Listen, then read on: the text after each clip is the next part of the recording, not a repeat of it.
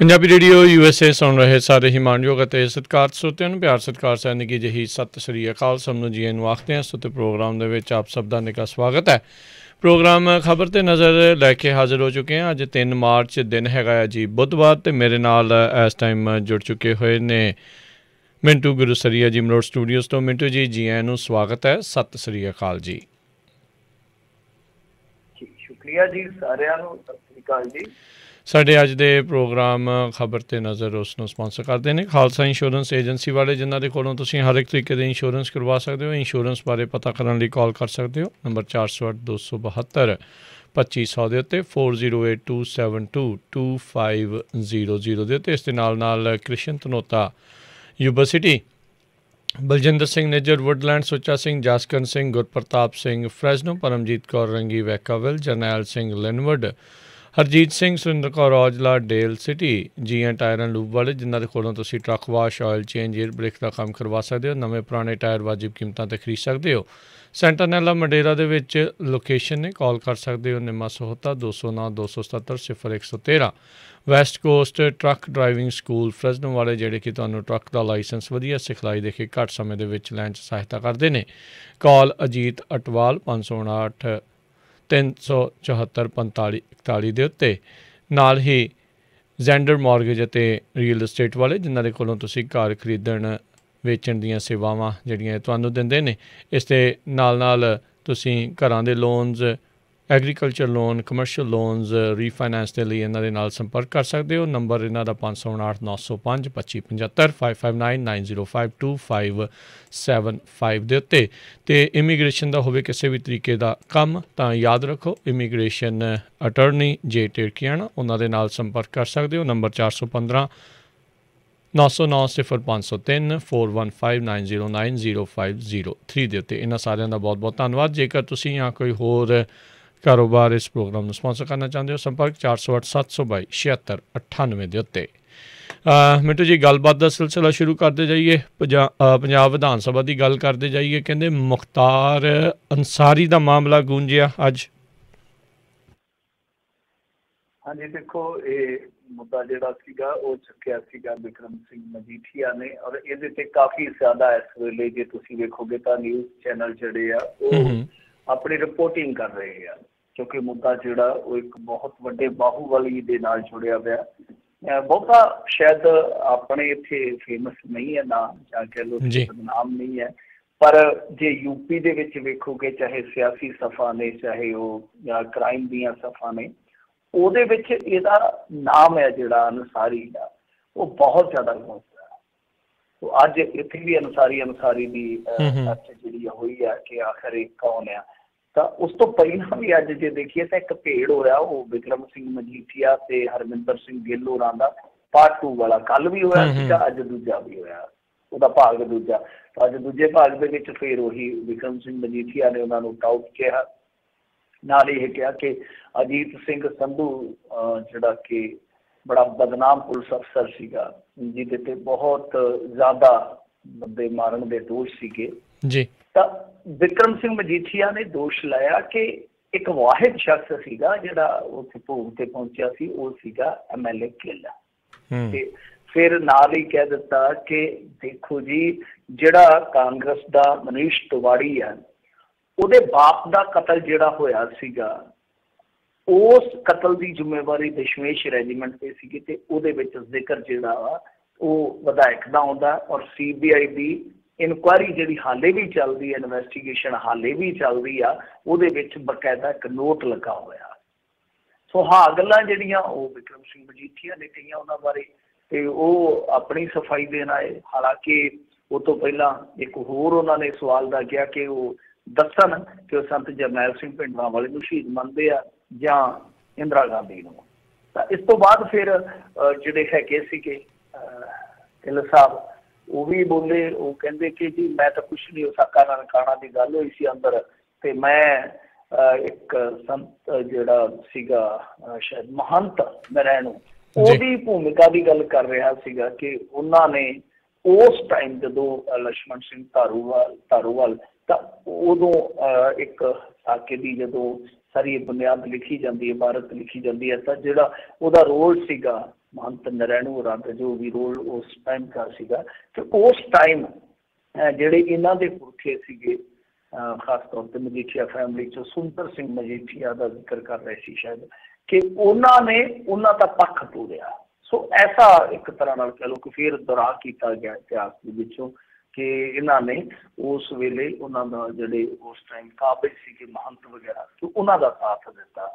ਨਾਲ ਉਹ ਕਹਿੰਦੇ ਕਿ ਮੈਂ ਤਾਂ ਇਹੀ ਪੁੱਛਿਆ ਸੀਗਾ ਕਿ ਭਰਾ ਮੈਨੂੰ ਇਹੋ ਦੱਸਦੇ ਕਿ ਯੂਪੀ ਦੇ ਵਿੱਚ ਜਿਹੜੀ ਤੁਹਾਡੀ ਪੈੜੀ ਆ ਉਹ ਕਿੱਥੋਂ ਤੁਸੀਂ ਰਜਿਸਟਰੀ ਕਰਵਾਈ ਆ ਉਹਦੀ, ਬਸ ਇੰਤਕਾਲ ਕਿੱਥੋਂ ਕਰਵਾਇਆ, ਬਸ ਗੱਲ ਖਤਮ ਹੈ। ਤਾਂ ਇਸ ਤੋਂ ਬਾਅਦ ਫਿਰ ਚਲੋ ਇਹ ਤਾਂ ਹੈ ਸੀਗਾ ਹੀ ਸੀਗਾ, ਪਰ ਜਦੋਂ ਇਹ ਸਵਾਲ ਉਹਨਾਂ ਤੋਂ ਪੁੱਛਿਆ ਗਿਆ ਕਿ ਕਿਹਨੂੰ ਸ਼ਹੀਦ ਮੰਨਦੇ ਹੋ ਤੇ ਉਹਨਾਂ ਨੇ ਮਤਲਬ ਕਿ ਉੱਤਰ ਨਹੀਂ ਦਿੱਤਾ, ਇਹਦੇ ਤੇ ਕੋਈ ਕਮੈਂਟ ਕਰਨਾ ਉਹਨਾਂ ਨੇ ਵਾਜਬ ਨਹੀਂ ਸਮਝਿਆ, ਉੱਥੋਂ ਚਲੇ ਗਏ। ਪਰ ਜਾਂਦਿਆਂ ਇਹ ਜ਼ਰੂਰ ਕਹਿ ਗਏ। ਤਾਂ ਇਸ ਤਰ੍ਹਾਂ ਦਾ ਇੱਕ ਭੇੜ ਉੱਥੇ ਵੇਖਣ ਨੂੰ ਮਿਲਿਆ। ਔਰ ਦੂਸਰਾ ਭੇੜ ਜਿਹੜਾ ਅੱਜ ਕਾਂਗਰਸੀਆਂ ਨਾਲ ਇਹਨਾਂ ਦਾ ਹੋਇਆ ਅਕਾਲੀਆਂ ਦਾ, ਉਹ ਅੰਸਾਰੀ ਦੇ ਮੁੱਦੇ ਨੂੰ ਲੈ ਕੇ ਸੀ।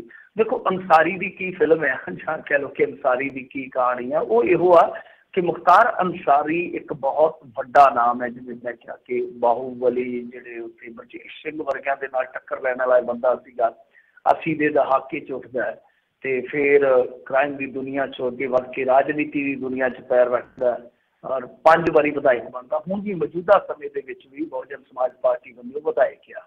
ਤਾਂ ਦਰਅਸਲ ਇਹਨਾਂ ਦੇ ਨਾਂ ਇੱਕ ਕਤਲ ਲੱਗਦਾ ਆ, ਉਹ ਕਤਲ 2005 ਦੇ ਵਿੱਚ ਕੀਤਾ ਗਿਆ ਸੀ ਮੁਹੰਮਦਾਬਾਦ ਦੇ ਵਿੱਚ, ਕਿਉਂਕਿ ਉੱਥੋਂ ਇਲੈਕਸ਼ਨ ਇਹ ਹਾਰ ਗਏ ਸੀਗੇ, ਇਹਨਾਂ ਦਾ ਬੰਦਾ ਇਲੈਕਸ਼ਨ ਹਾਰ ਗਿਆ ਤੇ ਜਿਹੜਾ ਜਿੱਤਿਆ ਸੀਗਾ ਉਸ ਸਮੇਂ ਉਸ ਸਾਂਸਦ ਨੂੰ ਇਹਨਾਂ ਨੇ ਘੇਰ ਕੇ ਮਾਰ ਦਿੱਤਾ ਸੀ। ਐਸਾ ਦੋਸ਼ ਹੈ, ਭੁੰਨ ਦਿੱਤਾ ਸੀਗਾ।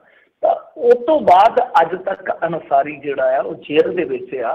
ਪਰ ਜਿਵੇਂ ਹੀ ਯੋਗੀ ਆਦਿੱਤਿਆਨਾਥ ਦੀ ਸਰਕਾਰ ਆਈ ਯੂਪੀ ਦੇ ਵਿੱਚ, ਉਹਨੇ ਤੁਹਾਨੂੰ ਪਤਾ ਹੀ ਐਨਕਾਊਂਟਰ ਵਾਲਾ ਕਿਵੇਂ ਕੰਮ ਚਲਾਇਆ। ਫਿਰ ਇਸ ਤੋਂ ਇਲਾਵਾ ਇਹੋ ਜਿਹੇ ਜਿਹੜੇ ਬੰਦੇ ਸੀ ਉਹਨਾਂ ਦੀ ਜਿਹੜੀ ਪ੍ਰੋਪਰਟੀ ਸੀ ਉਹ ਡੇਗਣੀ ਸ਼ੁਰੂ ਕਰ ਦਿੱਤੀ ਜਾਂ ਜ਼ਬਤ ਕਰਨੀ ਸ਼ੁਰੂ ਕਰ ਦਿੱਤੀ। ਤਾਂ ਇੱਕ ਨਾਟਕੀ ਘਟਨਾਕ੍ਰਮ ਵਾਪਰਦਾ ਕਿ ਇੱਕ ਦਿਨ ਮੋਹਾਲੀ ਦੇ ਇੱਕ ਬਿਲਡਰ ਨੂੰ ਫੋਨ ਆਉਂਦਾ ਰਾਤ ਨੂੰ ਕਿ ਭਾਈ ਮੈਂ ਅੰਸਾਰੀ ਬੋਲਦਾ, 10 ਕਰੋੜ ਰੁਪਈਆ ਚਾਹੀਦਾ, ਆਪਾਂ ਨੂੰ ਲੋੜ ਪੈ ਗਈ ਹੈ, ਦੇ ਨਹੀਂ ਤੇ ਵੇਖ ਲਾ ਕੋਈ ਆਪਦਾ ਅੰਜਾਮ ਫੜ ਲਾ, ਵਿਚਾਰ ਲਾ। ਤਾਂ ਉਹਨੇ ਉਹ ਕਾਲ ਰਿਕਾਰਡਿੰਗ ਜਿਹੜੀ ਸੀਗੀ ਗਾ ਪੁਲਿਸ ਨੂੰ ਦੇ ਦਿੱਤੀ ਔਰ ਪੁਲਿਸ ਨੇ ਰਾਤੋਂ ਰਾਤ ਮੁਕੱਦਮਾ ਦਰਜ ਕੀਤਾ ਤੇ ਉਹ ਜਿੱਦਾਂ ਕਹਿ ਲਓ ਨਾ ਪੈਰ ਜੁੱਤੀ ਨਾ ਪਾਈ ਸੱਦੀ ਹੋਈ ਮਿੱਤਰਾਂ ਦੀ, ਤਾਂ ਕਹਿੰਦੇ ਹੁੰਦੇ ਆ। ਤਾਂ ਇਹਨਾਂ ਨੇ ਜੁੱਤੀ ਦੀ ਪੈਰੀ ਪਾਈ ਤਾਂ ਉਸੇ ਵੇਲੇ ਉਧਰ ਨੂੰ ਜੀਪਾਂ ਖਿੱਚ ਦਿੱਤੀਆਂ ਤੇ ਇਹਨਾਂ ਨੇ ਉਹ ਜਿਹੜਾ ਅੰਸਾਰੀ ਸੀਗਾ ਜੇਲ੍ਹ ਚੋਂ ਕਢਾ ਲਿਆਂਦਾ। ਔਰ ਜਿਹੜਾ ਉੱਥੋਂ ਦਾ ਜੇਲ੍ਹ ਸੁਪਰੀਡੈਂਟ ਸੀਗਾ ਉਹਨੂੰ ਸਸਪੈਂਡ ਕਰ ਦਿੱਤਾ ਸੀ ਯੋਗੀ ਆਦਿੱਤਿਆਨਾਥ ਸਰਕਾਰ ਨੇ ਕਿ ਭਾਈ ਆਹ ਕੀ ਤੂੰ ਚੰਦ ਚਾੜ ਦਿੱਤਾ, ਕਿਉਂਕਿ ਬੰਦਾ ਚਾਹੀਦਾ ਸੀਗਾ। ਕਿਉਂਕਿ ਭਾਰਤੀ ਜਨਤਾ ਪਾਰਟੀ ਦਾ ਉਹ ਮੈਂਬਰ ਪਾਰਲੀਮੈਂਟ ਸੀ ਜਿਹਨੂੰ ਇਹਨਾਂ ਨੇ ਮਾਰਿਆ ਸੀਗਾ 2005 ਦੇ ਵਿੱਚ, ਕ੍ਰਿਸ਼ਨ ਨੰਦ ਰਾਏ ਉਹਦਾ ਨਾਮ ਸੀਗਾ। ਤਾਂ ਚਲੋ ਉਸ ਤੋਂ ਬਾਅਦ ਫਿਰ 2 ਸਾਲ ਹੋ ਗਏ, ਜਨਵਰੀ 2019 ਦੀ ਗੱਲ ਆ। ਉਸ ਤੋਂ ਬਾਅਦ ਪਰ ਅੰਸਾਰੀ ਨੂੰ ਜਦੋਂ ਪੰਜਾਬ 'ਚ ਆਂਦਾ ਤਾਂ ਇਹਨਾਂ ਨੇ ਕੁਝ ਘੰਟੇ ਹੀ ਉਹਨੂੰ ਰੱਖਿਆ ਪੁਲਿਸ ਕਸਟਡੀ ਦੇ ਵਿੱਚ, ਰਿਮਾਂਡ ਨਹੀਂ ਮੰਗਿਆ ਤੇ ਉਸ ਤੋਂ ਬਾਅਦ ਇਹਨੂੰ ਜੁਡੀਸ਼ੀਅਲ ਕਰ ਦਿੱਤਾ। ਉਸ ਤੋਂ ਬਾਅਦ ਅੰਸਾਰੀ ਅੱਜ ਤੱਕ ਯੂਪੀ ਨਹੀਂ ਗਿਆ। 8-10 ਵਾਰੀ ਉਹਨਾਂ ਦੀ ਪੁਲਿਸ ਇੱਥੇ ਆ ਗਈ, ਮਾਮਲਾ ਸਰਕਾਰਾਂ ਦੇ ਦਰਬਾਰਾਂ ਤੱਕ ਗਿਆ, ਨਹੀਂ ਨਿਬੜਿਆ, ਫਿਰ ਸੁਪਰੀਮ ਕੋਰਟ ਦੀ ਚੌਖਟ 'ਤੇ ਚੱਲ ਗਿਆ। ਤਾਂ ਸੁਪਰੀਮ ਕੋਰਟ ਦੇ ਵਿੱਚ ਜਾ ਕੇ ਪੰਜਾਬ ਸਰਕਾਰ ਨੇ ਕਿਹਾ ਕਿ ਦੇਖੋ ਜੀ ਉਹ ਸਿਹਤ ਵੱਲੋਂ ਬੜਾ ਢਿੱਲਾ ਬੰਦਾ ਹੈ ਤੇ ਲੰਬੀ ਯਾਤਰਾ ਤੇ ਅਸੀਂ ਉਹਨੂੰ ਨਹੀਂ ਕਰ ਸਕਦੇ, ਕਿਉਂਕਿ ਡਰੇ ਵੀ ਹੈ ਨਾ ਕਿ ਕਿਤੇ ਯੋਗੀ ਆਦਿੱਤਿਆਨਾਥ ਉਹਨੂੰ ਲੰਬੀ ਯਾਤਰਾ ਤੇ ਨਾ ਘੱਲ ਦੇਵੇ। ਸਹੀ ਗੱਲ, ਇਹ ਵੀ ਪੰਗਾ, ਕਿਉਂਕਿ ਉਹਨੇ ਖੁਦ ਲਿਖਿਆ ਦੂਬੇ ਦੇ ਇਨਕਾਊਂਟਰ ਤੋਂ ਬਾਅਦ ਇੱਕ ਪੱਤਰ ਲਿਖਿਆ ਅੰਸਾਰੀ ਨੇ ਕਿ ਭਾਈ ਮੇਰੀ ਜਾਨ ਨੂੰ ਖਤਰਾ ਹੈ ਤੇ ਨਾਲ ਬਿਮਾਰੀਆਂ ਦਾ ਹਵਾਲਾ ਹੈ। ਸੋ ਇਹ ਕਾਨੂੰਨੀ ਲੜਾਈ ਚੱਲ ਰਹੀ ਹੈ। ਉਹਦੇ ਵਿੱਚ ਯੋਗੀ ਆਦਿੱਤਿਆਨਾਥ ਸਰਕਾਰ ਤੋਂ ਕਿਤੇ ਨਾ ਕਿਤੇ ਇਹ ਵੀ ਗਲਤੀ ਹੋਈ ਆ ਕਿ ਉਹਨਾਂ ਨੇ ਸੁਪਰੀਮ ਕੋਰਟ ਦੇ ਵਿੱਚ ਪਟੀਸ਼ਨ ਜਿਹੜੀ ਆ ਉਹ ਮੇਰੇ ਖਿਆਲ ਦੇ ਨਾਲ ਸਰਕਾਰ ਦੇ ਵਿਰੁੱਧ ਪਾਈ, ਇਸ ਕਰਕੇ ਉੱਥੇ ਵੀ ਤਕਨੀਕੀ ਕਿਤੇ ਨਾ ਕਿਤੇ ਇੱਕ ਪੇਚ ਫਸ ਗਿਆ। ਸੋ ਜਿੰਨੀਆਂ ਵੀ ਪੇਸ਼ੀਆਂ ਪਈਆਂ ਹੁਣ ਤੱਕ ਅੰਸਾਰੀ ਦੀਆਂ ਉਹ ਵੀਡੀਓ ਕਾਨਫਰੰਸਿੰਗ ਦੇ ਜ਼ਰੀਏ ਹੋਈਆਂ, ਇੱਕ ਵਾਰੀ ਵੀ ਉਹ ਬੰਦਾ ਪੇਸ਼ੀ ਭੁਗਤਣ ਨਹੀਂ ਗਿਆ। ਔਰ ਇਸ ਤੋਂ ਇਲਾਵਾ ਜੇ ਤੁਸੀਂ ਦੇਖੋਗੇ ਉਹ ਬਾਹਰਲੇ ਹਸਪਤਾਲ ਦੇ ਵਿੱਚ ਜ਼ਰੂਰ ਜਿਹੜਾ ਲਾਇਆ। ਹੁਣ ਅੰਦਰ ਦੀ ਗੱਲ ਕੀ ਆ, ਜਿਹੜੇ ਦੋਸ਼ ਲੱਗ ਰਹੇ ਆ, ਮਤਲਬ ਕਿ ਵਿਰੋਧੀ ਧਿਰ ਕਹਿ ਰਹੀ ਹੈ ਕਿ ਅੰਸਾਰੀ ਨੂੰ ਇੱਥੇ ਐਸ਼ੋ ਇਸ਼ਰਤ ਦਾ ਪੂਰਾ ਸਮਾਨ ਦਿੱਤਾ ਜਾ ਰਿਹਾ। ਉਹਦੀ ਕਹਾਣੀ ਦੇਖੋ ਕੁਛ ਨਾ ਕੁਛ ਹੈ, ਕੁਛ ਨਾ ਕੁਛ ਇਸ ਕਰਕੇ ਹੈ ਕਿ ਜਿਵੇਂ ਉਹ ਕਹਿੰਦੇ ਹੈ ਨਾ ਕਿ ਇਹ ਰਿਸ਼ਤਾ ਕਿਆ ਕਹਿਲਾਤਾ, ਮੈਨੂੰ ਨਹੀਂ ਪਤਾ। ਤਾਂ ਉਹ ਜਿਵੇਂ ਇੱਕ ਸ਼ੇਰ ਵੀ ਹੈਗਾ ਕਿ ਗਵਾਹੀ ਕੈਸੇ ਟੁੱਟਦੀ ਮਾਮਲਾ खुदा का था, मेरा और उसका राबता तो हाथ और दुआ का था। क्योंकि इत्थे रोपड़ जेल दे विच अंसारी बंद आ, उहदी फैमिली आई हुई है बकायदा इत्थे, और उन्होंने कोठी लई हुई आ। जिन्ना को मैं अंदर खाते सुनिया कि इहदा साला जिहड़ा वो मोहाली दे विच रीयल एस्टेट का काम भी कर रहा, नाल बिजनेस भी कर रहा। हुण इन्ना सारा ताम झाम कोई किवें लिया के कर सकदा? इहदे विच एक हिस्टरी शीटर दा जिहदा कि राजनीतिक गठजोड़ जिहड़ा बड़ा मशहूर है, उहदा जिक्र आउंदा बार बार, जिवें निर्मल बाबा कहंदा है ना कि समोसा आ रहा है, बार बार समोसा सामने आ रहा है, समोसा खाओ, इत्थे कृपा नहीं शुरू हो जाएगी। उदा ही मतलब कि उहदा बार बार जिक्र आ रहा वा कि किते ना किते सैटिंग जिहड़ी है सारी मिल मिला के कीती गई आ। सो ये कहानी है, तो ये जवाब मंगया विरोधी धिरां ने, खास तौर पर अकाली दल ने, कि अंसारी नूं आखिर क्यों बचाया जा रहा। और उधर जिहड़ा मरिया सीगा भारतीय जनता पार्टी का नेता, उसकी पत्नी ने भी बहुत बारी सवाल चुके आ, इत्थों तक कि भारतीय जनता पार्टी के होर भी बड़े लीडर जिहड़े कि धार्मिक आगू भी उन्होंने भी सवाल चुके आ। और एक ने तो मैनूं याद है अंसारी नूं एक बारी अतवादी भी कहा सीगा, पर अंसारी है जिहड़ा वो इस तरह का बैकग्राउंड रखता, मैं गल लंबी थोड़ी जी ना ही करा होना। अंसारी का बैकग्राउंड जो देखोगे, ठीक है 38 केस है, उहदे चों मैनूं लगदा कि 15 केस ते हाले भी हैगे आ। ये बंदा जिस फैमिली तो आउंदा है, तुसीं सच जाणो हैरान रह जाओगे कि इहो जिहियां फैमिलीज़ दे विचों भी इस तरह के बंदे निकलते आ। जिहड़ा हामिद अंसारी उप राष्ट्रपति सीगा, वो इहदा चाचा है अंसारी दा, मुख्तार अंसारी हुआ है। और जिहड़ा गांधी दे नाल फ्रीडम फाइटर सीगा अंसारी, वो इहदा दादा सीगा। ये खुद बहुत तगड़ा प्लेयर सी, इहदा मुंडा भी गा नैशनल लेवल का शूटर है।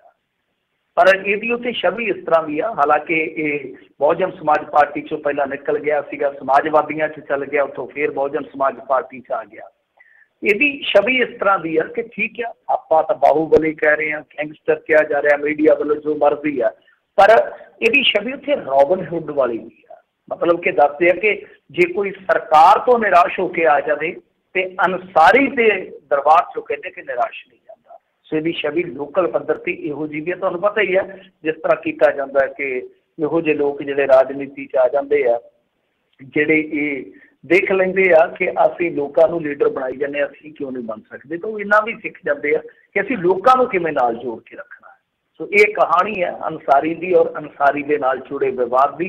इहदे ते हुण कल नूं होर भी सुर्खियां बनूंगियां, होर भी अगे जाके भेड़ हो सकते हैं। तो कुल मिला के तुसीं देख सकते हो कि मुद्दे जिहड़े आ उत्थे घट उठ रहे आ, पर आपस दे विच ये जिहड़ी शीना झपटी है एक दूजे तो मुद्दों की, वो जरूर ज्यादा हो रही है। बाकी मैं कुछ को अपडेशनस तुहानूं होर दे दिंदा। जो अज इजलास की कार्रवाई हुई है, उहदे विच अकाली दल ते आम आदमी पार्टी ने वॉकआउट किया सीगा, मेरे ख्याल दे नाल एक दो बारी।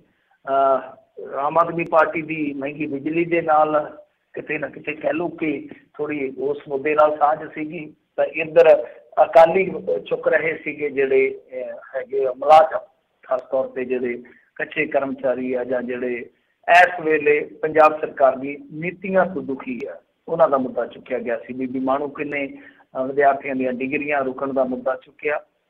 इस तो इलावा अज उत्थे इजलास की कार्रवाई के दौरान होर भी कुछ वापरिया दसदे है कि परिवारक टिप्पणियां भी कीतियां गई, खास तौर पर भगवंत मान के खिलाफ। उहदे ते उज़र जताया हरपाल सिंह चीमा ने।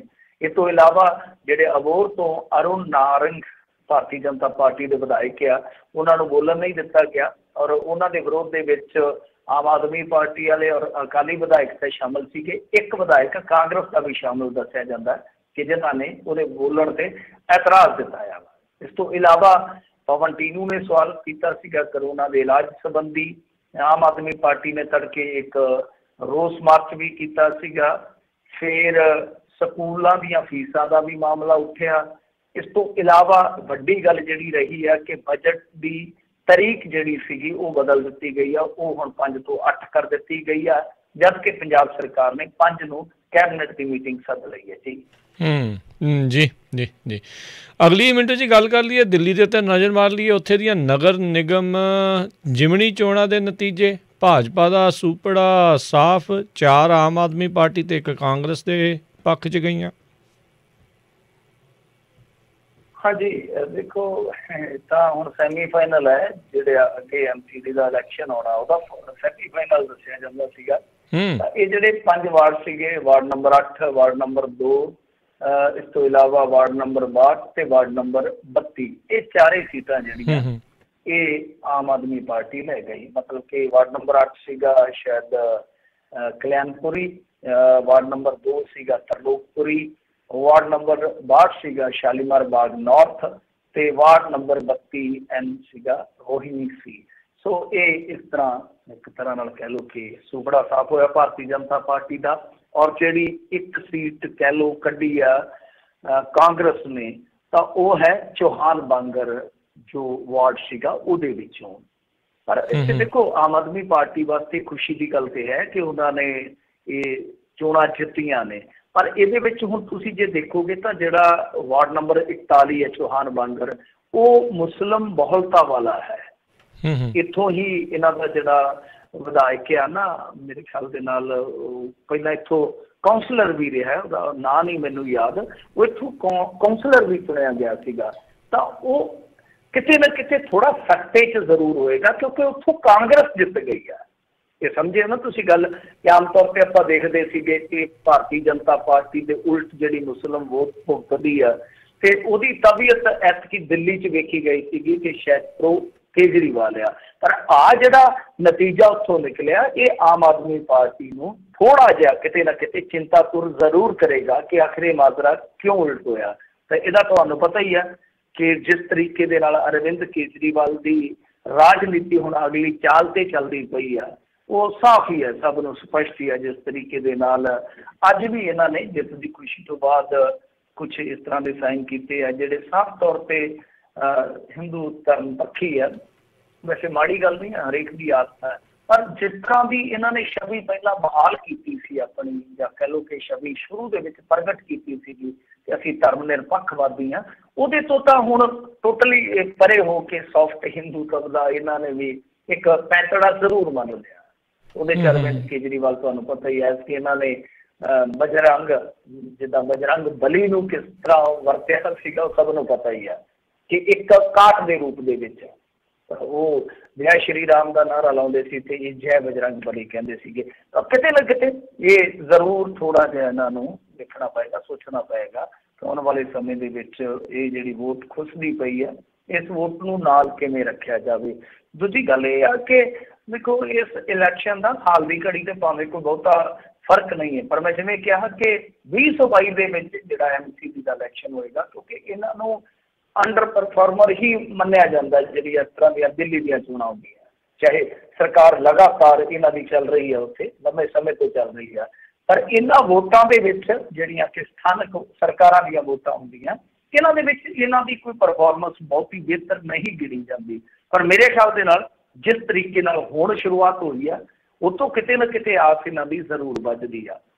ਬਾਕੀ ਇਹ ਇੱਧਰੋਂ ਸਾਫ਼ ਕਰੀ ਜਾਂਦੇ ਆ ਭਾਰਤੀ ਜਨਤਾ ਪਾਰਟੀ ਨੂੰ ਦਿੱਲੀ ਦੇ ਵਿੱਚ, ਪਰ ਜਿਵੇਂ ਗੁਜਰਾਤ ਦੇ ਵਿੱਚ ਇਹਨਾਂ ਸਟਾਰਟ ਕੀਤਾ ਉੱਥੇ ਜਾ ਕੇ ਉਹ ਵੀ ਸਟਾਰਟ ਇਹਨਾਂ ਦਾ ਬੜਾ ਇੱਕ ਤਰ੍ਹਾਂ ਨਾਲ ਕਹਿ ਲਓ ਕਿ ਕਾਬਲੇ ਗੌਰ ਆ।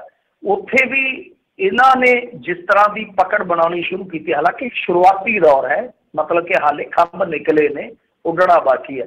ਪਰ ਉੱਥੇ ਇੱਕ ਚਿੰਤਾ ਵਾਲੀ ਗੱਲ ਜੇ ਤੁਸੀਂ ਦੇਖੋਗੇ ਸਾਰੇ ਅੰਕੜੇ ਗੌਰ ਨਾਲ ਦੇਖੋਗੇ, ਜਿੱਦਾਂ ਭਾਰਤੀ ਜਨਤਾ ਪਾਰਟੀ ਨੇ ਉੱਥੇ ਕਰੀਬ ਲਾ ਲਓ ਕਿ 75-76% ਜਿਹੜੀਆਂ ਸੀਟਾਂ ਮਿਊਨਸੀਪੈਲਿਟੀ ਦੀਆਂ ਜਿੱਤੀਆਂ ਆ ਥੋੜ੍ਹੇ ਦਿਨ ਪਹਿਲਾਂ, 80% ਪੰਚਾਇਤਾਂ ਦੀਆਂ ਸੀਟਾਂ ਜਿੱਤ ਗਏ, 70% ਜਿਹੜੀਆਂ ਤਾਲੁਕ ਪੰਚਾਇਤਾਂ ਕਹਿੰਦੇ ਆ ਉਹਨਾਂ ਦੀਆਂ ਸੀਟਾਂ ਜਿੱਤ ਗਏ। ਪਰ ਕਾਂਗਰਸ ਨੂੰ ਉੱਥੇ ਜੇ ਤੁਸੀਂ ਦੇਖੋਗੇ ਮੁਕਾਬਲਤਨ ਭਾਰਤੀ ਜਨਤਾ ਪਾਰਟੀ ਦੀ, ਕਿਉਂਕਿ ਬੜੀ ਟਫ ਇੱਕ ਫਾਈਟ ਹੋਈ ਸੀਗੀ ਇਹਨਾਂ ਦੀ, ਜਿੱਦਾਂ ਕਹਿ ਲਓ ਕਿ ਪੂਰੀ ਨੈਕ ਟੂ ਨੈਕ ਗੇਮ ਚੱਲੀ ਸੀਗੀ ਇਲੈਕਸ਼ਨ ਦੇ ਵਿੱਚ।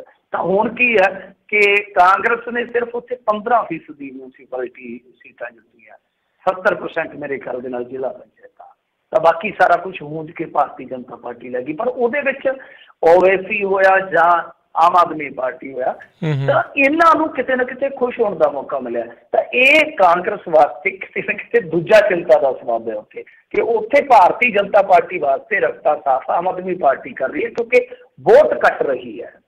ਤਾਂ ਇਹ ਯੂਪੀ ਦੇ ਵਿੱਚ ਵੀ ਕੱਟਣਗੇ, ਇਹ ਫੈਕਟਰ ਰਹੇਗਾ ਕਿਉਂਕਿ ਯੂਪੀ ਦੇ ਵਿੱਚ ਵੀ ਕੇਜਰੀਵਾਲ ਜੀ ਕਿਸਾਨ ਪੰਚਾਇਤ ਕਰ ਰਹੇ ਆ, ਉੱਥੇ ਵੀ ਐਲਾਨ ਕਰ ਦਿੱਤਾ। ਤੇ ਵੈਸੇ ਜੇ ਆਪਾਂ ਇੱਥੇ ਪੰਜਾਬ ਦਾ ਵੀ ਦੇਖ ਲਈਏ ਜੋ ਮੌਜੂਦਾ ਸਿਨਾਰੀਓ ਹੈ ਤਾਂ ਉਹਦੇ ਵਿੱਚ ਵੀ ਜੇ ਆਮ ਆਦਮੀ ਪਾਰਟੀ ਦੀ ਵੋਟ 10% 15% ਤੱਕ ਹੀ ਸਿਮਟ ਜਾਂਦੀ ਹੈ ਤਾਂ ਉਹਦੇ ਵਿੱਚ ਵੀ ਜੋ ਭਾਰਤੀ ਜਨਤਾ ਪਾਰਟੀ ਦੀ ਚਾਹਨਾ ਹੋਏਗੀ ਕਿ ਇਹੀ ਸਰਕਾਰ ਰਿਪੀਟ ਹੋ ਜਾਵੇ ਅਕਾਲੀਆਂ ਦੀ ਆਉਣ ਦੀ ਥਾਂ ਤੇ, ਕਿਉਂਕਿ ਹਾਲ ਦੀ ਘੜੀ ਜੇ ਆਪਾਂ ਦੋ ਪਾਰਟੀਆਂ ਨੂੰ ਮੁਕਾਬਲੇ 'ਚ ਜਿਹੜੀਆਂ ਤਾਂ ਤੀਸਰੀ ਧਿਰ ਜਿਹੜੀ ਆਮ ਆਦਮੀ ਪਾਰਟੀ, ਤਾਂ ਇੱਥੇ ਵੀ ਰਸਤਾ ਕਿਹਦਾ ਸਾਫ਼ ਹੁੰਦਾ ਤੁਸੀਂ ਆਪ ਅੰਦਾਜ਼ਾ ਲਾ ਲਓ। ਸੋ ਇਹ ਇਤਫਾਕ ਹੈ ਸਮੀਕਰਨਾਂ ਦਾ। ਮੈਂ ਨਹੀਂ ਕਹਿੰਦਾ ਕਿ ਕੋਈ ਰਲਿਆ ਜਾਂ ਕੋਈ ਗਲਿਆ, ਇਹ ਨਹੀਂ ਕਹਿ ਸਕਦੇ। ਵੈਸੇ ਜੇ ਅੰਨਾ ਹਜ਼ਾਰੇ ਨੂੰ ਕਹਿੰਦੇ ਆਪਾਂ ਕਿ ਔਰਗਨਾਈਜ਼ ਜਿਹੜਾ ਸੀਗਾ ਭਾਰਤੀ ਜਨਤਾ ਪਾਰਟੀ ਜਾਂ ਪਿੱਛੋਂ RSS ਨੇ ਕੀਤਾ ਸੀਗਾ, ਤਾਂ ਅੰਨਾ ਹਜ਼ਾਰੇ ਅੰਦੋਲਨ 'ਚੋਂ ਹੀ ਨਿਕਲੀ ਹੋਈ ਹੈ ਪਾਰਟੀ ਆ। ਪਰ ਇਤਫਾਕ ਵੇਖੋ ਕਿ ਕਿਸ ਤਰ੍ਹਾਂ ਦੇ ਗਾਂ ਸਮੀਕਰਨ ਬਣਦੇ ਜਾ ਰਹੇ ਨੇ। ਜੀ ਜੀ ਬਿਲਕੁਲ ਮਿੰਟੂ ਜੀ। ਅਗਲੀ ਜਿਹੜੀ ਗੱਲ ਕਰੀਏ ਕਿ ਪਿੰਡ ਖੇੜੀ ਗੰਢਿਆਂ ਦੀ ਨਹਿਰ ਦੇ ਵਿੱਚ ਡਿੱਗੇ 2 ਬੱਚਿਆਂ ਦਾ ਕੇਸ ਹੱਲ ਹੋਇਆ। ਤੁਹਾਨੂੰ ਯਾਦ ਹੋਣਾ 1.5 ਸਾਲ ਪਹਿਲਾਂ ਦੀ ਗੱਲ ਸੀ, ਰਾਜਪੁਰੇ ਦੇ ਲਾਗੇ 2 ਜਵਾਕ ਜਿਹੜੇ ਸਕੇ ਭਾਈ ਸੀਗੇ ਜੀ ਉਹ ਨਹੀਂ ਸੀ ਲੱਭ ਰਹੇ ਤਾਂ ਬੜਾ ਰੌਲਾ ਪਿਆ ਸੀਗਾ, ਬਹੁਤ ਜ਼ਿਆਦਾ ਖਬਰ ਚਰਚਿਤ ਹੋਈ ਸੀਗੀ। ਤਾਂ ਬਾਅਦ ਦੇ ਵਿੱਚ CCTV ਫੁਟੇਜ ਵਗੈਰਾ ਵੇਖੀ ਗਈ ਕਿ ਇਹ ਬੱਚੇ ਜਿਹੜੇ ਨਹਿਰ ਬੰਨੀ ਗਏ। ਕੁਛ ਇਹ ਥਿਊਰੀ ਦਿੱਤੀ ਗਈ ਸੀਗੀ ਕਿ ਸ਼ਾਇਦ ਬਾਂਦਰ, ਕਿਉਂਕਿ ਉੱਥੇ ਬਾਂਦਰ ਬਹੁਤ ਨੇ, ਮੈਂ ਤਾਂ ਬਹੁਤ ਵਾਰੀ ਲੰਘਿਆ ਉੱਥੋਂ ਪਟਿਆਲੇ ਤੋਂ ਅੱਗੇ ਦੀ ਗੱਲ ਹੈ, ਜਿਹੜਾ ਉਹ ਨੀਲਾ ਪਾਣੀ ਹੁੰਦਾ ਨਹਿਰ ਦੇ ਵਿੱਚ, ਉਹ ਨਹਿਰ ਹੈ ਜਿਹੜੀ ਰਾਜਪੁਰ ਤੋਂ ਉਰਲੇ ਪਾਸੇ। ਤਾਂ ਉੱਥੇ ਕੁਛ ਇਹ ਸੋਚ ਨਾਲ ਵੀ ਸੋਚਿਆ ਗਿਆ ਕਿ ਭਾਈ ਹੋ ਸਕਦਾ ਬਾਂਦਰ ਵਗੈਰਾ ਜਿੱਦਾਂ ਹੁੰਦੇ ਉੱਥੇ ਜਾਨਵਰ ਵੇਖਣ ਬੱਚੇ ਨਾ ਚੱਲ ਗਏ ਹੋਣ ਤੇ ਨਹਿਰ ਦੇ ਵਿੱਚ ਡਿੱਗ ਪਏ ਹੋਣ, ਕਿਉਂਕਿ ਲਾਸ਼ਾਂ ਗਾਂਹ ਜਾ ਕੇ ਉਹ ਨਰਵਾਣਾ ਬ੍ਰਾਂਚ ਦੇ ਕੋਲੋਂ ਮਿਲ ਗਈਆਂ ਸੀਗੀਆਂ। ਤਾਂ ਉਸ ਤੋਂ ਬਾਅਦ ਫਿਰ ਇਹ ਕੇਸ ਠੰਡਾ ਜਿਹਾ ਪੈ ਗਿਆ। ਚਲੋ ਜਾਂਚ ਪੜਤਾਲ ਚੱਲਦੀ ਰਹੀ, ਪਰ ਹੁਣ ਪੁਲਿਸ ਨੇ ਜਿਹੜਾ ਖੁਲਾਸਾ ਕੀਤਾ ਉਹ ਤੇ ਕਹਿ ਲਓ ਕਿ ਜ਼ਮੀਨ ਹੀ ਪੈਰਾਂ ਦੇ ਥੱਲੇ ਕੱਢ ਦਿੰਦਾ। ਆਪਾਂ ਤੇ ਕਹਿੰਦੇ ਕਲਯੁੱਗ, ਮੈਂ ਕਹਿੰਦਾ ਕਲਯੁੱਗ ਕੀ, ਹੁਣ ਤੇ ਗਲਯੁੱਗ ਆ ਗਿਆ, ਗਾਲੀ ਗਿਆ ਸਾਰਾ ਕੁਛ। ਕਿਉਂਕਿ ਪੁਲਿਸ ਨੇ ਜੋ ਖੁਲਾਸਾ ਕੀਤਾ ਉਹਦੇ ਵਿੱਚ ਦੱਸਿਆ ਕਿ ਅਸਲ ਦੇ ਵਿੱਚ ਇਹਨਾਂ ਦੋਨਾਂ ਭਾਈਆਂ ਨੂੰ ਮਾਰਨ ਵਾਲਾ ਕੋਈ ਹੋਰ ਨਹੀਂ, ਇਹਨਾਂ ਦੀ ਮਾਂ ਦਾ ਆਸ਼ਿਕ ਸੀਗਾ, ਜਿਹੜਾ ਕਿ ਮਤਲਬ ਕਿ ਬੱਚਿਆਂ ਦੇ ਪਿਓ ਦਾ ਸੱਕੀ ਮਾਸੀ ਦਾ ਮੁੰਡਾ ਸੀਗਾ, ਮਤਲਬ ਕਿ ਚਾਚਾ ਹੀ ਸੀਗਾ, ਜਿਹਦੇ ਸੰਬੰਧ ਸੀ ਬੱਚਿਆਂ ਦੀ ਮਾਂ ਦੇ ਨਾਲ। ਤੇ ਉਹ ਸਬਕ ਸਿਖਾਉਣਾ ਚਾਹੁੰਦੇ ਸੀ ਕਿਉਂਕਿ ਇਹਨਾਂ ਨੂੰ ਪਤਾ ਸੀਗਾ ਕਿ ਇਹਨਾਂ ਦੇ ਆਪਸ ਦੇ ਵਿੱਚ ਰਿਲੇਸ਼ਨ ਹੈ, ਮਤਲਬ ਕਿ ਘਰ ਵਾਲਿਆਂ ਨੂੰ ਰੋਕਦੇ ਟੋਕਦੇ ਹੋਣੇ ਆ। ਤੇ ਇਸ ਕਲਯੁਗੀ ਮਾਂ ਨੇ ਬੱਚਿਆਂ ਨੂੰ ਘੱਲਿਆ ਕਿ ਜਾਓ ਦੁਕਾਨ ਤੇ, ਉੱਥੇ ਤੁਹਾਡਾ ਚਾਚਾ ਖਲੋਤਾ, ਜਾਓ ਕੋਲਡ ਡਰਿੰਕ ਆ ਜਿਹੜਾ ਬੱਤਾ ਆਪਾਂ ਪੀਂਦੇ ਆ ਕਿ ਜਾਓ ਜਾ ਕੇ ਉੱਥੋਂ ਲੈ ਲਓ। ਤੇ ਉਹ ਫਿਰ ਮੁੜ ਕੇ ਸਕੂਟਰ ਤੇ ਬਿਠਾ ਕੇ ਇਹਨਾਂ ਨੂੰ ਲੈ ਗਿਆ ਕਿ ਆਜੋ ਨਾਲੇ ਬੱਤਾ ਬੁੱਤਾ ਪਿਆਉਣਾ ਤੁਹਾਨੂੰ ਤੇ ਨਾਲੇ ਆਜੋ ਨਹਿਰ ਵੇਖ ਕੇ ਆਉਣੇ। ਤੇ ਉੱਥੇ ਉਹ ਜਦੋਂ ਬੱਚੇ ਵਿਚਾਰੇ ਨਹਿਰ ਦਾ ਨੀਲਾ ਪਾਣੀ ਬੜਾ ਦਿਲਕਸ਼ ਪਾਣੀ ਹੁੰਦਾ ਉਹ ਦੇਖ ਰਹੇ ਸੀਗੇ ਤੇ ਉਸ ਜ਼ਾਲਮ ਬੰਦੇ ਨੇ ਉਹਨਾਂ ਨੂੰ ਨਹਿਰ ਦੇ ਵਿੱਚ ਧੱਕਾ ਦੇ ਦਿੱਤਾ, ਜਿੱਥੇ ਉਹ ਮੌਤ ਦੀ ਗੋਦ 'ਚ ਮਾਸੂਮ ਸਮਾ ਗਏ। ਤਾਂ ਤਕਰੀਬਨ ਲਾ ਲਓ ਕਿ 1.5-2 ਸਾਲਾਂ ਬਾਅਦ ਇਹ ਮਾਮਲਾ ਜਿਹੜਾ ਟਰੇਸ ਹੋਇਆ। ਪਰ ਜਿਹਨੇ ਵੀ ਇਹ ਖਬਰ ਸੁਣੀ ਆ ਸੱਚਮੁੱਚ ਹਿੱਲ ਗਿਆ ਕਿ ਕੋਈ ਮਾਂ ਇਹਦੀ ਜ਼ਿਆਦਾ ਹੈਵਾਨੀਅਤ ਵਿਖਾ ਸਕਦੀ ਹੈ ਆਪਣੇ ਬੱਚਿਆਂ ਪ੍ਰਤੀ। ਜੀ ਜੀ ਬਿਲਕੁਲ। ਮਿੰਟੂ ਜੀ ਅਗਲੀ ਗੱਲ ਕਰਦੇ ਜਾਈਏ, ਕੇਂਦਰ ਨੇ ਹੁਣ ਸਾਫ਼ ਕਰ ਦਿੱਤਾ ਆ ਨਹੀਂ ਦੇਣਾ ਜੀ ਕੋਈ ਸਕਾਲਰਸ਼ਿਪ ਸਕੀਮ ਦਾ ਪੈਸਾ। ਹਾਂਜੀ, ਇਹ ਵੀ ਮੁਸਲਸਲ ਜੇ ਦੇਖੀਏ ਤਾਂ ਕਈ ਹਫ਼ਤਿਆਂ ਤੋਂ ਨਹੀਂ, ਕਈ ਮਹੀਨਿਆਂ ਤੋਂ, ਹੁਣ ਕਈ ਮਹੀਨਿਆਂ ਤੋਂ ਨਹੀਂ ਕਈ ਸਾਲਾਂ ਤੋਂ ਤੁਸੀਂ ਕਹਿ ਸਕਦੇ ਹੋ ਕਿ ਮੁੱਦਾ ਜਿਹੜਾ ਉਹ ਵਾਰ-ਵਾਰ ਗੂੰਜ ਰਿਹਾ। ਪੋਸਟ ਮੈਟ੍ਰਿਕ ਸਕਾਲਰਸ਼ਿਪ ਕੀ ਆ ਦੱਸਣ ਦੀ ਜ਼ਰੂਰਤ ਨਹੀਂ, ਬਹੁਤ ਵਾਰੀ ਤੁਸੀਂ ਸੁਣ ਲਿਆ ਹੋਊਗਾ, ਬਹੁਤ ਵਾਰੀ ਮੈਂ ਦੱਸ ਵੀ ਦਿੱਤਾ ਹੋਊਗਾ ਕਿ ਜੋ ਪਛੜੇ ਵਰਗ ਦੇ ਬੱਚੇ ਆ ਉਹਨਾਂ ਦੀ ਪੜ੍ਹਾਈ ਦਾ ਖਰਚਾ ਜਿਹੜਾ ਰਲ ਮਿਲ ਕੇ ਸਰਕਾਰ ਚੁੱਕਦੀ ਹੈ, ਜਿਹੜੀ ਕਿ ਆਪਾਂ ਉੱਚ ਸਿੱਖਿਆ ਕਹਿ ਦਿੰਦੇ ਹਾਂ। ਉਹਦੇ ਵਿੱਚ ਥੋੜ੍ਹਾ ਜੇਬ ਖਰਚਾ ਹੁੰਦਾ, ਥੋੜ੍ਹਾ ਫੀਸਾਂ ਦਾ ਰਹਿਤ ਦਾ ਮਾਮਲਾ ਹੁੰਦਾ ਹੈ। ਤਾਂ ਹੁਣ ਇਹ ਜਿਹੜੀ ਸਕੀਮ ਸੀਗੀ ਉਹਦੇ ਵਿੱਚ ਕੁਛ ਹਿੱਸਾ ਕੇਂਦਰ ਦਾ ਹੁੰਦਾ, ਬਹੁਤਾ ਹਿੱਸਾ ਕੁਛ ਇਹਨਾਂ ਦਾ ਵੀ ਹੁੰਦਾ।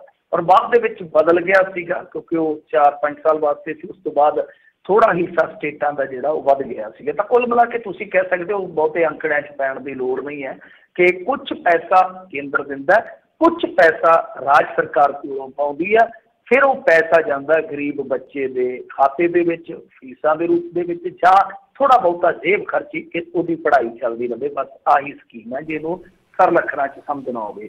ਤਾਂ ਰੌਲਾ ਕੀ ਆ ਕਿ ਅਨਐਡਿਡ ਕਾਲਜ ਜਾਂ ਹੋਰ ਇਸ ਤਰ੍ਹਾਂ ਦੀਆਂ ਯੂਨੀਵਰਸਿਟੀਆਂ ਨੇ ਜਿਹੜੀਆਂ ਜੋ ਇਹਨਾਂ ਬੱਚਿਆਂ ਨੂੰ ਪੜ੍ਹਾਉਂਦੀਆਂ ਨੇ, ਤਾਂ ਉਹਨਾਂ ਨੇ ਬਹੁਤ ਸਾਰੇ ਬੱਚਿਆਂ ਦੀਆਂ ਡਿਗਰੀਆਂ ਰੋਕ ਰੱਖੀਆਂ, ਤਕਰੀਬਨ 50,000 ਬੱਚੇ ਦੀਆਂ, ਕਿ ਸਾਡੀ ਫੀਸ ਜਦ ਤੱਕ ਸਰਕਾਰ ਨਹੀਂ ਦਿੰਦੀ ਤਦ ਤੱਕ ਅਸੀਂ ਭਾਈ ਇਹ ਡਿਗਰੀਆਂ ਜਿਹੜੀਆਂ ਉਹ ਇਸ਼ੂ ਨਹੀਂ ਕਰਾਂਗੇ।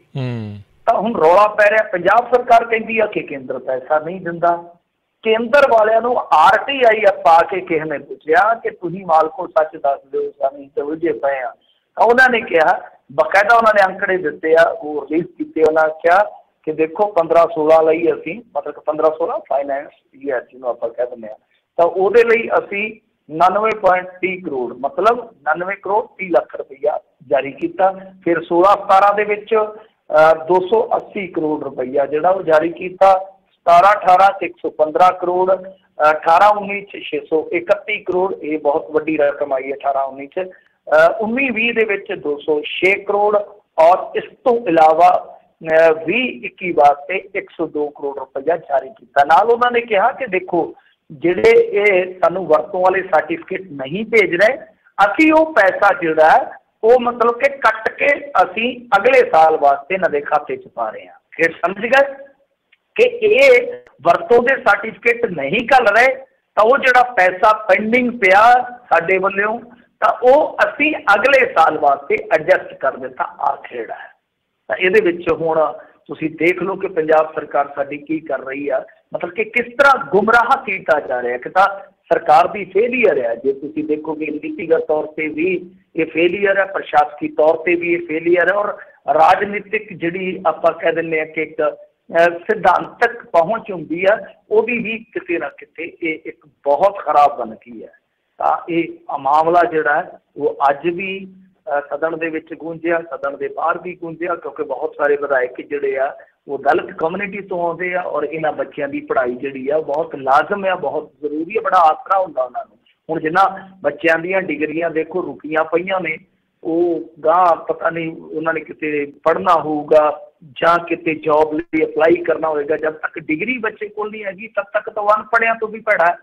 ਸੋ ਇਸ ਕਰਕੇ ਬਹੁਤ ਗੰਭੀਰ ਮੁੱਦਾ ਹੈ, ਬਹੁਤ ਜ਼ਿਆਦਾ ਸੀਰੀਅਸ ਮੈਟਰ ਆ। ਹੁਣ ਸਰਕਾਰ ਕੀ ਅੱਗੋਂ ਸਫਾਈ ਦੇਊਗੀ ਪਤਾ ਨਹੀਂ ਹੈ, ਪਰ ਕੇਂਦਰ ਸਰਕਾਰ ਨੇ ਝੋਲੀ ਝਾੜ ਦਿੱਤੀ ਆ ਕਿ ਵੇਖ ਲਓ ਜੀ, ਅਸੀਂ ਆਪਣੇ ਵੱਲੋਂ ਇਹ ਸਾਰਾ ਕੰਮ ਟਿਚ ਕੀਤਾ ਹੋਇਆ, ਜਾ ਕੇ ਤੁਸੀਂ ਆਪਣੀ ਸਰਕਾਰ ਨੂੰ ਪੁੱਛੋ ਕਿ ਪੈਸਾ ਗਿਆ ਤੇ ਸਭ ਗਿਆ ਕਿੱਥੇ ਆ। ਜੀ ਜੀ ਜੀ ਅਗਲੀ ਜੇ ਆਪਾਂ ਮਿੰਟੂ ਜੀ ਗੱਲ ਕਰਦੇ ਜਾਈਏ ਅਨੁਰਾਗ ਕਸ਼ਪ ਤੇ ਤਾਪਸੀ ਪੰਨੂ ਦੇ ਉੱਤੇ, ਉਹਨਾਂ ਦੇ ਘਰਾਂ ਤੇ ਰੇਡਾਂ। ਹਾਂਜੀ ਦੇਖੋ, ਇਹ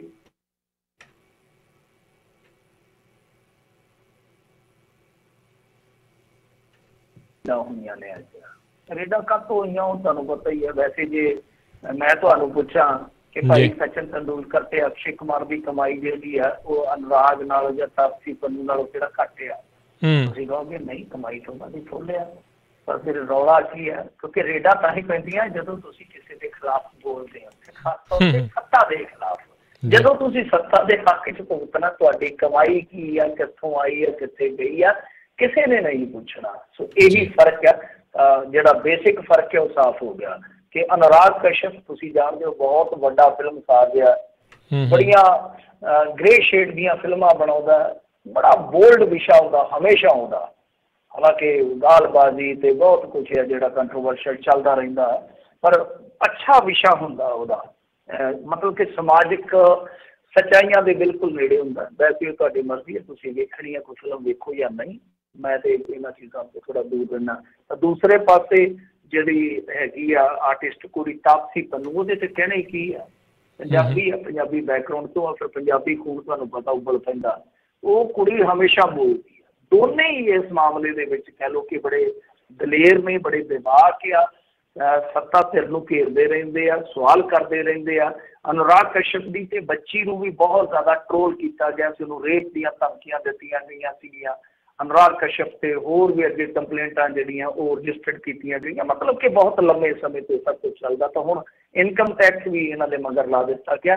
ਖੈਰ ਇਹ ਆਮ ਦੀ ਗੱਲ ਆ, ਮੇਰੇ ਖਿਆਲ ਦੇ ਨਾਲ ਕੋਈ ਵੱਡੀ ਗੱਲ ਨਹੀਂ। ਪਰ ਵੱਡੀ ਗੱਲ ਕਿਉਂ ਆ ਜਿਹੜੀ ਮੈਂ ਗੱਲ ਕਹਿਣ ਜਾ ਰਿਹਾ ਕਿ ਅੱਜ ਹੀ ਸੁਪਰੀਮ ਕੋਰਟ ਨੇ ਇੱਕ ਪਟੀਸ਼ਨ ਨੂੰ ਖਾਰਜ ਕੀਤਾ ਵਾ, ਜੋ ਮੇਰੇ ਖਿਆਲ ਦੇ ਨਾਲ ਫਾਰੂਕ ਅਬਦੁੱਲਾ ਦੇ ਅਗੇਂਸਟ ਗਈ ਸੀਗੀ ਕਿ ਇਸ ਬੰਦੇ ਨੇ 370 ਧਾਰਾ ਦੇ ਵਿਰੋਧ ਦੇ ਵਿੱਚ ਇਤਰਾਜ਼ਯੋਗ ਟਿੱਪਣੀਆਂ ਕੀਤੀਆਂ ਤਾਂ ਇਹਦੇ ਤੇ ਦੇਸ਼ ਧਰੋਹ ਦਾ ਮੁਕੱਦਮਾ ਚੱਲਣਾ ਚਾਹੀਦਾ। ਸੁਪਰੀਮ ਕੋਰਟ ਨੇ ਭੁਆ ਕੇ ਮਾਰੀ ਉਹ ਪਟੀਸ਼ਨ ਤੇ ਨਾਲ 50,000 ਰੁਪਈਆ ਫਾਈਨ ਕਰ ਦਿੱਤਾ ਪਟੀਸ਼ਨ ਕਰਨਾ ਦੀ। उन्हें आख्या कमबख्त तैनू ये नहीं पता कि ਜਿਹੜੇ सरकार के फैसले ਉਹਦੇ ਨਾਲ असहमति एक नागरिक रख सकता है। सो तुसी आप अंदाजा ला लो कि एक पासे सुप्रीम कोर्ट की कह रहा है कि भाई बोलण का अधिकार, बोलण की आज़ादी और असहमति जी वो इतने फंडामेंटल राइट है बंदियां का। दूसरे पासे हुण फंडामेंटल राइट है वो वास्ते सुप्रीम कोर्ट हिफाजत कर रही है अधिकारां दा, उसका शुकराना है इस मामले दे विच। परंतु यही सप्रैस करने का एक ढंग है इस मुल्क दे विच कि जे सीधा देशद्रोह नहीं तो इस पासे चुप करा दो, एजेंसियां ला दो, तो यदा की हल निकलूगा। आम तौर पर हुण मान लो मेरे वर्गे ते केस पा दिता, मैं 4 महीने जेल कट के चलो जमानत लैके आ गया, अदालत ने कहा कि ना पाई ना भाजा तो अपने कारण पक्के तौर पर तेरे ते केस नहीं बनता, पर मेरे ते एक धब्बा लग गया 4 महीने मेरी घरवाली या मेरी माँ पिछे अदालतों के रुल गई, तो कौन भरपाई करूगा इस चीज़ की। तो उस तरह ही है कि सुप्रीम कोर्ट ने ठीक किया है, बाकी इन्होंने चीज़ों की सलामती वास्ते कोई रूलिंग दे दी, कोई फैसला दे दिता, वो गुड्या।